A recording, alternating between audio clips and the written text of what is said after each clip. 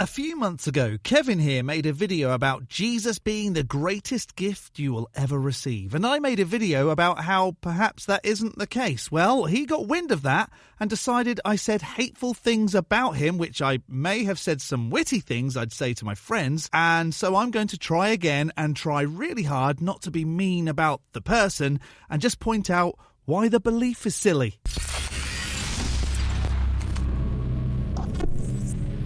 Hello, I'm the Skeptic, the British floating circle that watches people make extraordinary claims, then I explain why I don't accept what they're saying. Kevin, who used to be pure authentic, but is now authentic Christianity, or Kevin the Christian, said I was mean to him because I didn't believe what he was saying. I've also been getting hundreds of hate comments that have been in the direction of this big YouTuber by the name of the Skeptic or Skeptic, and he made this full 20-minute video on me, basically bashing me, calling me names, which, again, had an inadvertent effect to my but to my channel. I just don't get why he made this whole video on me, and he claims that he has a 1-year-old kid, and all these people are, claiming these negative things about me, when all I said in that video was how Jesus is the greatest gift you'll ever receive. So I guess some people just didn't like, I guess the truth in a sense, but I wasn't pushing my religion on anybody because I don't tell anybody what religion I believe in. I didn't say what religion, so I'm not pushing my religion if I didn't say what religion I believed in. Why is it that when you say what folks believe is silly, they seem to think it's a personal attack? Well, this time I'm going to try very hard not to make any personal digs and just point out why believing in supernatural Jesus is silly. But before I try really hard not to be mean, if this isn't your first Skeptic video, hit the like, the subscribe and the bell, and maybe the algorithm can be nice with the videos it suggests to you. And a super thanks to those that hit super thanks in some recent videos. Condor Boss, Megatron Jenkins and Robert. Lisa the Rainbow Giraffe bestows leaves upon you all. More hen. Right, I know I shouldn't be mean, but even before this video starts, Kevin makes a whopping mistake. Here's why you should believe in Jesus. God needed to prove to us that he was real. Okay, just let me say this. Don't record and drive, Kevin. No amount of God belief can help you if you hit someone or cause yourself an issue. I kind of want you around. Your beliefs are great fodder for me. Okay, enough said there. Don't be a cartheist. Carry on, you handsome, handsome devil. So he sent his son Jesus to die on a cross and to sacrifice his self in his life for you and I. A God sent its child to die to prove that it's real? That's not a very smart way of demonstrating existence. I'm not going to prove to you that I exist by having any of my kids' lives ended. Worst dad of the year goes to this guy. Therefore, by the sacrifice, we can now gain eternal life in heaven with Jesus and his whole kingdom. Your whole family can go to heaven. The beauty about believing in Jesus is that Jesus blesses you with peace. Now you may ask, well, how does he bless me with peace? You see, Jesus blesses you with peace because he removes your burdens and he carries those heavy loads for you. But doesn't the God and Jesus duo also give you the burdens in the first place? Here, I'll protect you from me if you believe in me. Sorry, mate, it just doesn't matter how you spin it, it sounds silly. Just to clarify, you don't sound silly, what you're saying does. Now you're probably asking, how does he carry this heavy load for me? Well, mental health, a prominent struggle in a lot of us. We can redirect that negative mental health to Jesus. We can quite literally give Jesus our stress and our anxiety. Or talk to a therapist. At least they answer back. No matter how much you tell Jesus or a God you're struggling, you're never going to get an answer. You may think you get an answer, but how do you know that's not just you making up an answer and then attributing it to a God? Therefore, our focus will shift from that negative mental health struggle to Jesus. Jesus is now carrying that burden, and that is when we find that peace.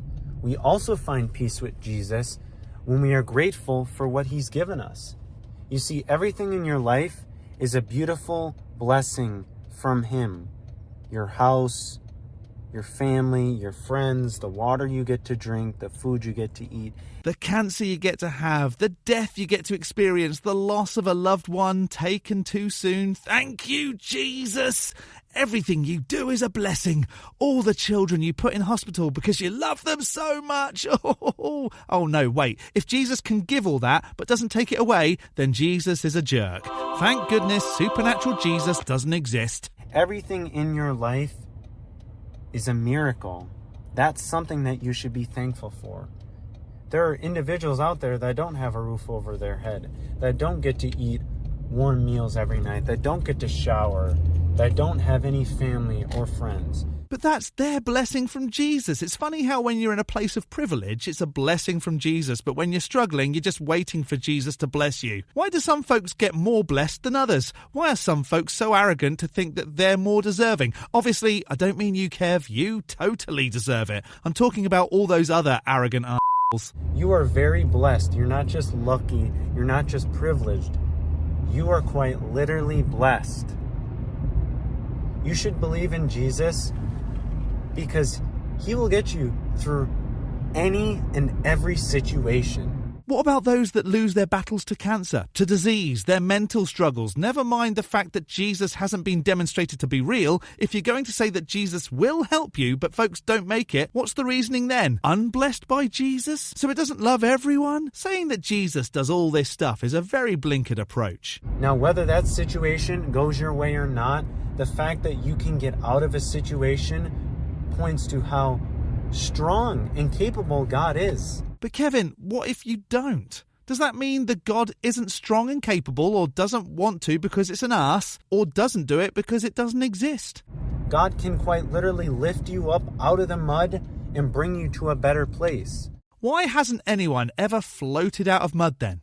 Atreyu would have had a much easier time getting Artax out of one of the most horrific scenes in children's movies if a god literally could have lifted something out of the mud. You should believe in Jesus because of God the Father's plan. No, you should believe in Jesus because you can demonstrate it's real. Because that's never happened, you should probably just carry on as normal. The Lord of Lords, the Prince of Peace. The Prince of Peace? Really? Are you forgetting about the Great Flood, the destruction of Sodom and Gomorrah, sending lions to kill expatriates, bears on children? Sounds very peaceful. God's plan will always override your plan. Which is why, no matter how many prayers you pray, school shootings will always happen, right? That's something that our ego does not want to hear. We're so prideful about what matters to us. Therefore, when we have a plan in life which pertains to what we want to do in this life, the type of money that we want to make, the job that we want to work, sometimes our plans don't go according to what we want to happen. Does that make sense? It makes sense in that you blame a god when it could just be your inadequacies, which isn't a dig, Kevin. Despite you being very dangerous and filming whilst driving, I think you're a thoroughly wonderful human. I'm sorry that a god you think is real stopped you from earning the money that you wanted to earn or something. This is why you should appreciate a man like God/Jesus, because their plan includes hidden gems, I like to call them. A blueprint that is constructed way better than yours. A blueprint that contains better opportunities. A blueprint that will put you through tough trials, but ultimately will provide you with the most satisfaction and fulfillment in your life. In other words, if you get a terminal disease or lose your home, you should feel happy because that's a God's plan, and you'll eventually be happy in an undemonstrated cloudland with the being that apparently made it really difficult for you to enjoy the demonstrable time you have. Makes perfect sense when you put it that way. In my eyes, it is a fact that God hears conversations that we didn't, and God knows what's going on behind the scenes. But by not trusting God and not putting our whole faith into Him, we have our own plan. We have our own selfish wants, needs, and desires. That may lead us down a sinful path and set us up for temptation. don't listen there. If you want something, go for it. As long as no one's likely to be harmed by it, go for it. Eat shellfish, wear mixed fabrics, beat your slaves. Until a god or its supernatural son are demonstrated to be real, you don't have to worry about sin. That's a Christian concept. Therefore, both of those things will drag us farther away from God. Our end goal in this life should be getting to the Lord. Or, if you're a non-believer, your goal should probably be to enjoy the only life you definitely know you have. Love those you love, drink as much bourbon as you desire, look after the planet for future generations, and just have a jolly good time. The closest that we can. We want to be shoulder to shoulder, rubbing up against one another. That may require you to go down a different path, something that you didn't think would happen. That's why you should believe in Jesus. Jesus knows where you should be. Now you could ask, well, what's the point of having free will? Well, you see, Jesus blessed us with free will so that we can freely choose him. If a god gave you free will but you conclude it isn't real, then it has no right to punish you. If a god is supposed to be all-knowing and it knew that after giving you free will you'd conclude it wasn't real, it has no right to get mad. If a god is too stupid to know what will convince you of its existence after it gave you free will, then it has no right to get angry. This god sounds like a bit of a really. And if we didn't have free will, he wouldn't be a loving God, and we'd have to love him. But if you don't, even after supposed free will, then you'll get punished with hell. It sounds like you have to love it anyway. Thank goodness that weird being doesn't exist. Does that make sense? You should believe in Jesus because your life doesn't change if he's not real. Right, so why waste all that time worshipping it and giving your money to it if it doesn't really matter if it's not real? You know, if this turns out to be all fake and fairy tale and I'm wrong, your life does not change.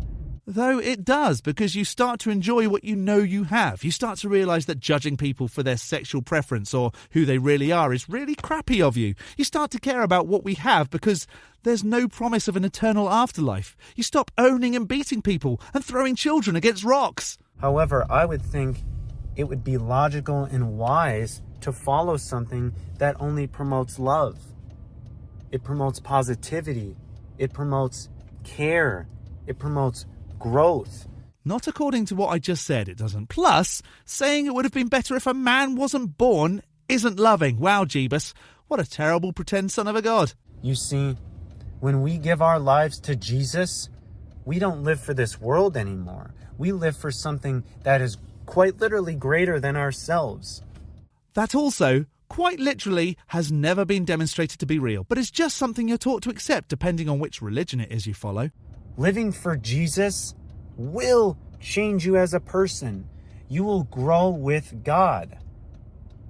God will bless you to be in a place that fits you now, because the person that you are today is not the person that you probably need to be in a few years, months, decades down the road.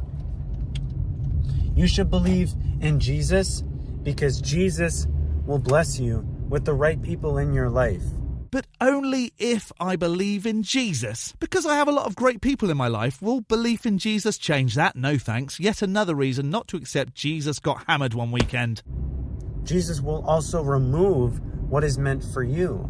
However, you're not going to be able to tell what is meant for you or who are the most genuine people that should be surrounding you because you're a human being. You don't know everyone's true intentions for you and with you.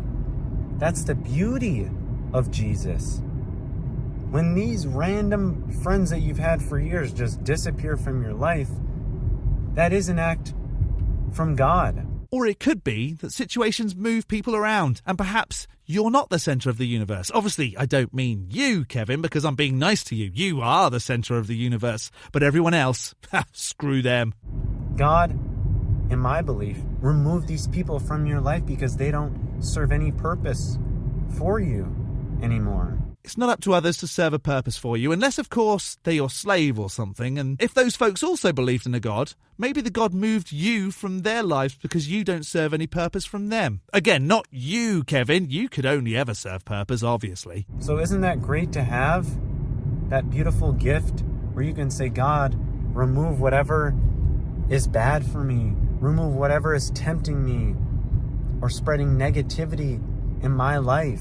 Nah, I'm pretty good at being able to do that on my own. I'm grown up enough to not need someone else to do things for me. God will take care of it. And if nothing changes, those people, and that's meant for you. Trusting in God allows you to not try to figure everything else out on your own. That's why you should believe in Jesus. You have somebody to help you in this life. You know you can't do every single day alone. Even if you say you do, if you find comfort in being a lone soldier, you're lying to yourself. So now you know what I'm thinking. You can make money off this, Kev. Psychic powers could get you very far. Can you tell me the winning lottery numbers for this week? Believing in Jesus adds another player to your roster.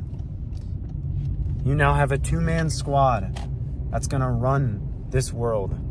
And I don't mean that in a cocky way either. I'm not sure having an imaginary friend is going to get you anywhere. But seriously, you have another person on the sidelines cheering for you and rooting for you. What if you were going against someone who also believed in Jesus? Which side would Jesus then choose? You're never going to be alone when it comes to Jesus, even when the whole world turns their back on you. Jesus will always be by your side, and it is something so beautiful. It's just so beautiful. Jesus is just such a beautiful man. It sounds like you and Jesus should probably get a room together, which I'm fully on board for. I'm not only an ally for the LGBTQ plus community, but also an accomplice too. I'll buy your hotel room and provide toys for you both. Let's do this. Let's all be gay for Jesus. That beautiful, undemonstrated, supernatural man. A beautiful person. And that sums up my last point. You should believe in Jesus because he loves you unconditionally until the end of time. Well, you can't know that either, since that time hasn't come yet. That is why he gave his life up for you on the cross. And that is why God created you out of pure love. Not because he was obligated to create you, not because he was forced to do anything that he didn't want to do. He did that for a reason. And that reason is because he loves you so much. So much. I can't even begin to explain it. It is an incomprehensible amount of love. If it's incomprehensible, how are you comprehending it? This love will surpass all of your human form of understanding.